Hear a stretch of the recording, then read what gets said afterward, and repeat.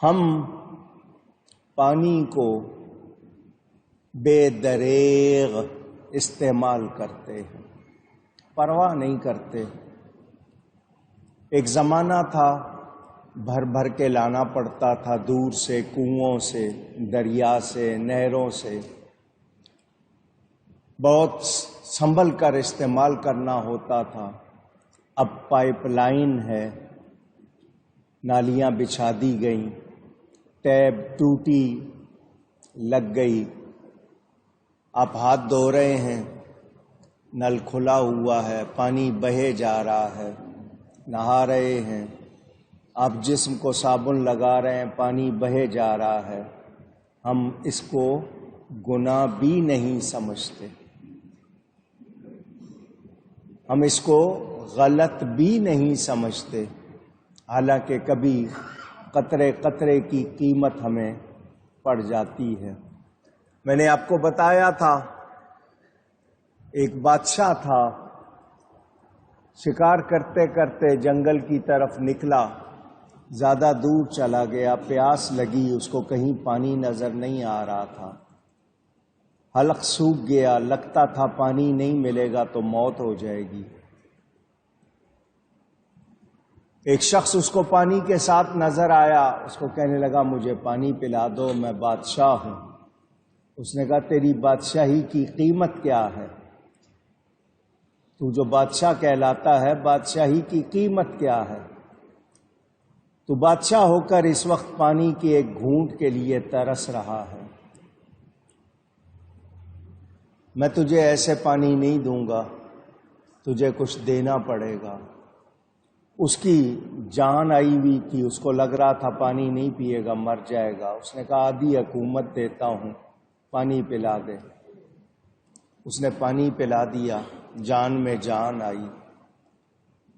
تخت پر واپس آیا، ایک دن ایسا ہوا پیشاب نہیں نکل رہا، پھر جان اٹکی ہوئی ہے، کسی طرح جو پانی اندر ہے وہ نکلے، جان پر بنی ہوئی ہے۔ وہی شخص سامنے آیا، اس نے کہا آج تجھے تکلیف ہے، اگر جو پانی تیرے اندر نہ نکلے تو سمجھتا ہے تیری موت ہو جائے گی۔ بادشاہی تو اپنی بڑی سمجھتا ہے، بول اس کی کیا قیمت دے گا؟ اس نے کہا جو آدھی بادشاہی دے دوں گا۔ اس نے کہا آج پہچان، تیری بادشاہی پانی کے ایک گھونٹ پر ہے، نہ ملے تو نہ نکلے تو۔ ہم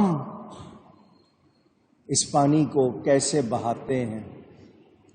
آپ کے گھر میں نل سے قطرہ بہتا رہتا ہے، آپ پرواہ نہیں کرتے، اس کی واشر خراب ہو گئی بدلتے نہیں ہیں، حالانکہ وہ بھی آپ کے ذمے ہے، لیکن احساس ہی نہیں ہے۔ یہ پانی سائنس کہتی ہے بخارات بن کر اٹھتا ہے، بادلوں میں جمع ہوتا ہے اور پھر برستا ہے۔ یہ نظام کس نے بنایا ہے؟ اللہ نے بنایا۔ کتنے بادل موجود ہیں، اللہ نہ چاہے تو وہ برستے نہیں۔ لوگوں نے مصنوعی طریقے نکالے ہیں، وہ بادلوں کو چھیڑنے لگ گئے، ان سے پانی نکالنے لگ گئے، مگر اللہ کا جو نظام ہے وہ کہتا ہے ہم نے بلندی سے آسمان سے پانی اتارا جو مردہ زمین کو زندہ کرتا ہے۔ اگر آپ واقعی عقل سمجھ والے ہیں تو ان آیات میں غور و فکر کریں۔ آیات نشانیوں کو کہتے ہیں، ورنہ آپ بھی سوئے ہوئے ہیں، غافل ہیں۔ ہمیں کہا گیا کہ ہر سانس کے ساتھ اللہ کو یاد کرو، ہر چیز میں اللہ کے جلوے دیکھو، اللہ کو پہچانو۔ جو لوگ صرف دن کو کھا پی لیتے ہیں، رات کو سو جاتے ہیں، غور و فکر نہیں کرتے، اللہ کی یاد نہیں کرتے، وہ کیسے ہیں؟ یسمعون، یعقلون، یتفکرون کے الفاظ ہیں، سنو، دھیان دو، عقل کرو۔ کہ یہ اللہ تعالی نے تمہارے لیے یہ جو کچھ کائنات میں ہے بنایا ہے، تو اس رب کو پہچانو، اس کے سچے بندے بنو، اچھے بندے بنو۔ محبت والے ایک ایک لقمے پر اللہ کا شکر کرتے ہیں، ایک ایک گھونٹ پر اللہ کا شکر کرتے ہیں۔ جس شخص کو الحمدللہ کہنے کی عادت ہو جائے وہ اللہ کا پیارا بن جاتا ہے۔ ہر نعمت پر اللہ کا شکر کرنا، اللہ کی تعریف کرنا۔ وہ رات کو سوتے ہیں تو اللہ کو یاد کر کے سوتے ہیں، باوضو سوتے ہیں۔ آپ کے لیے فرشتے دعائیں کرتے ہیں۔ انسان کو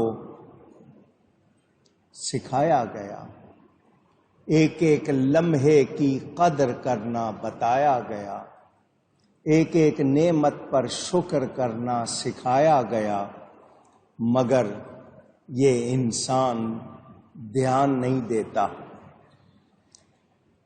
رات اور دن میں جاگنے اور سونے میں حکمتیں کیا ہیں؟ نیکی اور بدی کی طرف بھی اشارہ۔ یہ دنیا، اس میں صرف دن ہی نہیں رات بھی ہے، صرف رات ہی نہیں دن بھی ہے۔ یہ انسان نیکی اور بدی سے مرکب ہے، خطا اور نسیان سے مرکب ہے۔ اس سے خطا بھی ہو جاتی ہے۔ اس کو بھی سکھایا گیا کہ جب تجھ سے خطا ہو جائے تو کیا کرنا ہے، جان بوجھ کر خطا کرے تو کیا کرنا ہے۔ سزا رکھی گئی ہے اس انسان کو بیدار رکھنے کے لیے، ہوش میں رہے۔ جتنا بھی نیکی کریں گے اندر بھی روشنی ہوگی، یہی روشنی قبر میں بھی کام آئے گی۔ دن رات نہیں ہو سکتی، رات دن نہیں ہو سکتا۔ اسی طرح ایمان اور کفر کو بھی سمجھو کہ ایمان والا کفر کی طرف جانے سے ایسے ہی ڈرتا ہے جیسے آگ میں جانے سے ڈرتا ہے، مگر ہمارے منہ سے کتنے کلمے ایسے نکل جاتے ہیں، کتنے لفظ جو کفریہ ہوتے ہیں، ناشکری کے ہوتے ہیں، کتنے کام ایسے ہو جاتے ہیں جو کفر کی طرف لے جاتے ہیں، حرام کی طرف لے جاتے ہیں۔ تو مجھے اور آپ کو سمجھنا ہوگا، دن کی روشنی کی بھی قدر کرنی ہے، رات کے اندھیرے کو بھی سمجھنا ہے۔ نیکی روشنی کی طرح ہے، برائی اندھیرے کی طرح ہے، وہ دل کو بھی سیاہ کر دیتی ہے، اور جب اس سیاہی کا دل پر چھا جانے والا حال ہو جائے تو پھر انسان کو پرواہ نہیں رہتی، پھر وہ گناہوں پہ گناہ کرتا رہتا ہے اور وہ اس کو غلط بھی نہیں سمجھتا۔ شیطان اس کی نظروں میں اس کے برے کاموں کو سجا کر دکھاتا ہے، تو بہت اچھا کر رہا ہے، اور وہ اسی نشے میں وہی برائی کرتا چلا جاتا ہے۔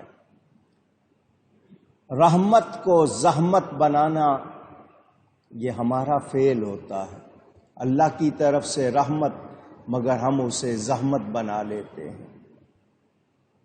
اندازہ کریں وہ کیسے لوگ تھے جو وقت کی قدر کرتے تھے اور اپنے وقت کا صحیح استعمال کرتے تھے۔ میں نے آپ کو کئی مرتبہ یہ بات بتائی، اصلی شکر چیز کا، نعمت کا صحیح استعمال ہے۔ جو صحیح استعمال کرے وہ قدر کرنے والا، شکر کرنے والا، مگر ہم توجہ نہیں کرتے، دھیان نہیں دیتے۔ اگلی بات آئی ہے بجلی کی۔ تمہیں بجلی دکھاتا ہے، اللہ تعالی کی طرف سے بجلی کڑکتی ہے، اس میں روشنی بھی ہوتی ہے، ہوا بھی ہوتی ہے، آگ جیسی چمک ہوتی ہے، اور اس سے آپ کو بتایا گیا کہ آپ کو امید بھی دلاتی ہے، ڈراتی بھی ہے۔ تمہیں چمک اس لیے دکھاتا ہے کہ تمہیں اس کی کڑک سے ڈرائے، خاص طور پر جنگل میں مسافر ہو، اکیلا ہو۔ صاعقہ عربی کا لفظ ہے، وہ ہولناک آواز جس میں آگ تو ہو لیکن اس میں دھواں اور انگارے نہ ہوں، جہاں پہنچے جلا کر راکھ کر دے۔ خوفاً و طمعا دونوں لفظ بیان کیے بارش کی طمع دلانے کے لیے۔ جو گھروں میں مقیم ہے، ایک تو راہ چلتا ہے، ایک گھر میں ہے، جو گھروں میں ہے وہ اس کو دیکھ کر بارش کی امید کرتے ہیں۔ کہا جاتا ہے مقیم کو، رہنے والے کو لالچ ہوتی ہے، ضرورت ہوتی ہے، بارش ہوگی تو کھیتیاں اور باغیچے سرسبز ہوں گے، سبزہ آئے گا، اور مسافر کو اس میں داخل نہ کیا جائے تو کوئی حرج نہیں، اگرچہ عمومی طور پر، عمومی تقاضا پر اس کا دخول ہونا چاہیے۔ یہ کسی نے سوال کیا تو مسافر کو بھی اس کا یوں طمع لالچ ہوتا ہے کہ ویران زمین آباد ہوگی اور اس کا سفر خوشگوار ہوگا۔ اب ہم نے جو سمجھنا ہے وہ یہ کہ یہ چیزیں بظاہر کبھی کبھی ہوتی ہیں، مگر یہ بھی اللہ کی نشانیاں ہیں۔ اس طرح بجلی کا کڑکنا، بارش کا برسنا، یہ گرج کی آواز، یہ اللہ کی طرف سے ہمارے لیے کچھ پیغام ہے۔ عقل کرنے والوں دھیان دو۔ پھر پانی اترتا ہے آسمان سے، بادل کے ذریعے پانی کو اتارتا ہے۔ یہ پانی زمین کو زندگی دیتا ہے، آباد کرتا ہے۔ کنویں بھی خشک ہو جائیں اگر بارش نہ ہو۔ یہ سبزہ، یہ نعمتیں جو زمین کی آپ کھاتے ہیں، یہ اللہ کی طرف سے انعام۔ کتنے فرشتے ہیں ہوا پر مقرر ہیں، کتنے ہیں پانی پر، یہ اللہ کی طرف سے ہے۔ جب زمین خشک ہو جائے، بنجر ہو جاتی ہے، اللہ پانی ڈال کر اس کو پھر زندہ کرتا ہے، آباد کرتا ہے۔